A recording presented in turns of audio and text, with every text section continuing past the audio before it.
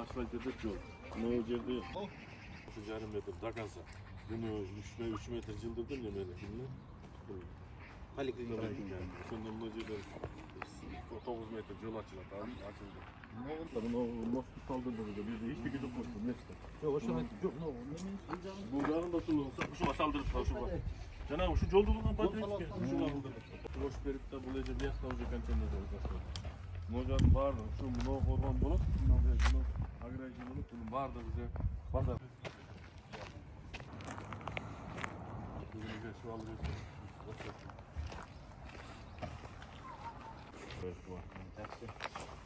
yürüyecek soğuk günde eğilim var uzak oluyor. Stayen kaç? Stayen kaç? Bu ne oldu? Bu stayen kaç başladı? Mocanın da bu stayen Ulan bir bak abi, Bunlardan işeden getirdik. bunlar bazı getiriyor.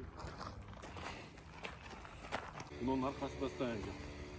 Hakikaten yürüyün çıkıp geldiler. Bekir 6 ay bekir. Vardır bekir. Bunlardan vardı. Bunlardır bile 6 ay bekir.